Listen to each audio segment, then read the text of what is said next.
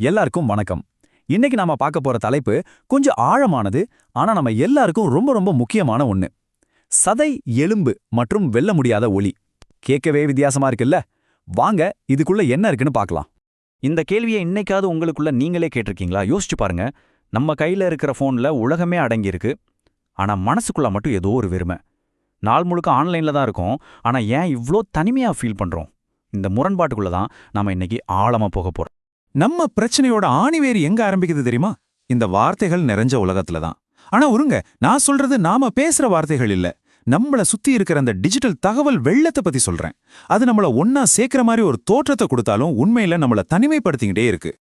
உண்மைய சொல்லணும்னா நாம மூழ்கிட்டு இருக்கோம். ஆமா, வார்த்தைகள், போட்டோஸ், வீடியோஸ்னு ஒரு பெரிய டிஜிட்டல் சத்தத்துல மாட்டிக்கிட்டு தவிக்கிறோம்.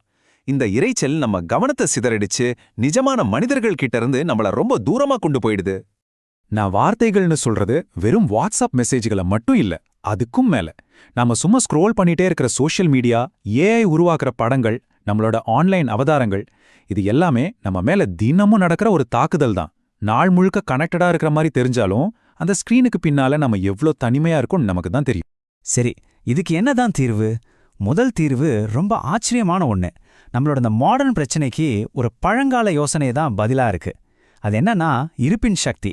அதாவது நாம நேர்ல தொட்டு உணரக்கூடிய ஒரு உண்மை. இந்த ஒரு வரிதான் நம்மளோட முழு பேச்சுக்கும் மையம். பாருங்க, கடவுள் ஒரு இமெயில் அனுப்பல, ஒரு இன்ஸ்ட்ரக்ஷன் மேனுவல் அனுப்பல. அவரே சதையும் ரத்தமுமா நேர்ல நம்ம கூட வாழ வந்தார். நாம வாழ்ற இந்த டிஜிட்டல் உலகத்துல இந்த ஒரு யோசனை எவ்வளவு பெரிய புரட்சின்னு யோசிச்சு பாருங்க. இப்ப இதை கொஞ்சம் ஒப்பிட்டு பாருங்களேன். ஒரு பக்கம் டிஜிட்டல் மெசேஜ், இன்னொரு பக்கம் நிஜமான இருப்பு.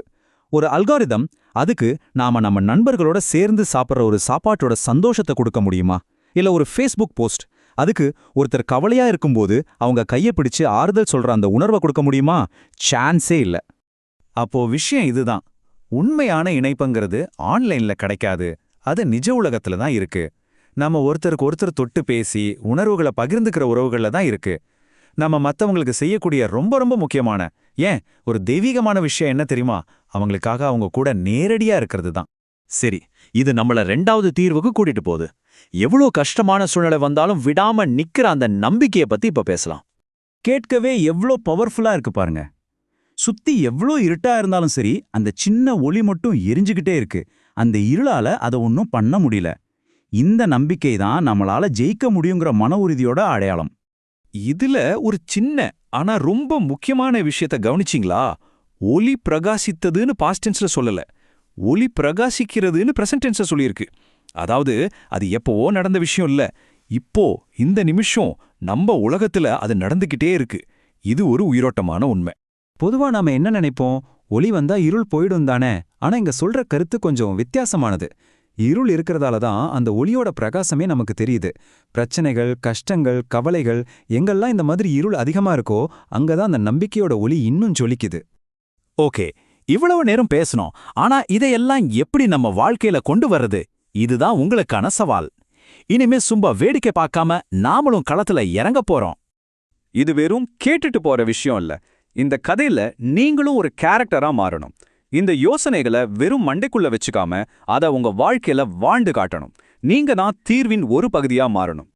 உங்களுக்கான சவால் ரொம்ப சிம்பிள், ஆனா ரொம்ப பவர்ஃபுல். 2 ஸ்டெப் தான். 1, சதையாக இருங்க. 2, ஒளியாக இருங்க. முதல்ல சதையா இருக்கிறது அப்படின்னா என்ன? சிம்பிள். உங்க போனை கொஞ்சம் கீழே வைங்க. நீங்க நேசிக்கிறவங்களோட கண்ணை பார்த்து பேசுங்க. அவங்களுக்கு ஒரு சாப்பாடு வாங்கி கொடுங்க. இல்லையா, அவங்க சொல்றத கொஞ்ச நேரம் உட்காந்து காது கொடுத்து கேளுங்க. அன்புங்கிறது வெறும் மெசேஜ் இல்ல, அது ஒரு செயல். அதை செஞ்சு காட்டுங்க. 2வது, ஒளியா இருங்க. ஒரு இடத்துல எல்லாரும் நெகட்டிவா பேசிட்டு இருக்கும்போது நீங்க ஒரு பாசிட்டிவான வார்த்தையை சொல்லுங்க. ஒரு சின்ன நம்பிக்கையை கொடுங்க. சுத்தி இருக்கிற இருள் எவ்வளோ பெருசா இருந்தாலும் சரி, உங்க மனசுல இருக்கிற ஒளியை அணைக்க விடாதீங்க. கடைசியா, உங்களை நீங்களே கேட்டுக்க வேண்டிய ஒரு கேள்வியோட நான் முடிக்கிறேன். சுத்தி எல்லாமே போலியா, டீப் ஃபேக்கா மாறிட்டு வர்ற இந்த உலகத்துல நீங்க எப்படி உண்மையா இருக்க போறீங்க?